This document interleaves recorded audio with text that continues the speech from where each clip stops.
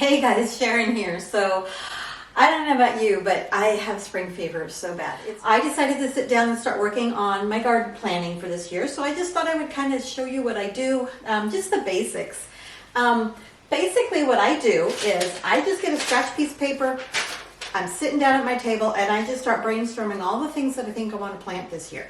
Okay, this is in preparation for making my seed order. So, I just put the top to bottom, just as I'm thinking of it, I put it down. And then what I'm going to do is, these are my seed boxes. I'm sure you guys have seen these before. It's like a photo box. Practically everybody has these now. I really like it.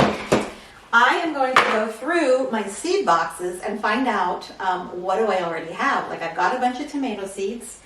And I want to think about what kind of tomatoes do I want to plant, I know I want to do some canning tomatoes, so I'm going to look for probably some San Marzano, however you pronounce that, and some beefsteaks and, just the usual.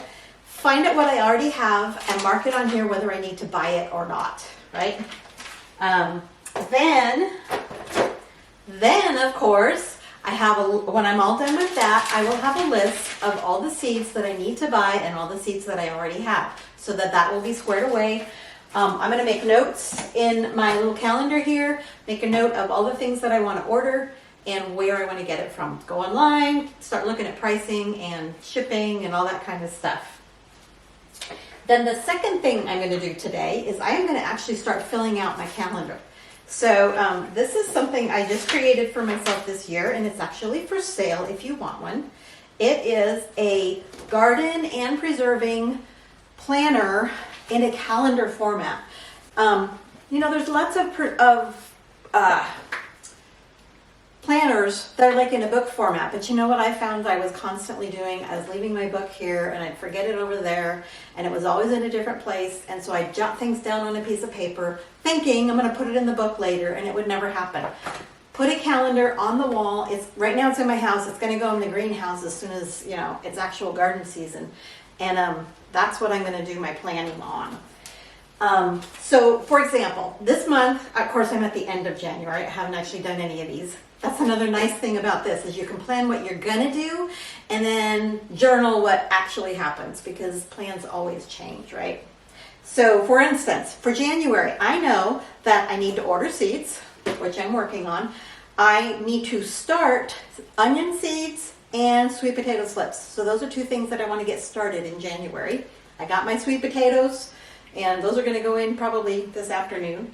I also want to prune my elderberries, my raspberries, my blueberries, and my fruit trees, if needed. I don't think the fruit trees need much, but that's on my list for January. And then I'm going to fill out the rest of my calendar. I'm going to take my notes from last year, go through the calendar, and just mark down things that, I know Japanese beetles show up usually in June, so I'm going to prepare for that. I'm going to get some milky spores, some nematodes, and things like that. That is also on my list here for things that I need to order. But anyway, I hope this was helpful. Just don't forget to start doing some kind of planning. Even if you don't have the calendar and everything, write notes to yourself, get things ordered this month so that come spring you'll be ready to go. And it's actually going to be time to begin starting seeds really, really soon. So yeah, get it all done now and you'll be set later. So I get to go shop for seeds today. We'll talk to you later. Bye.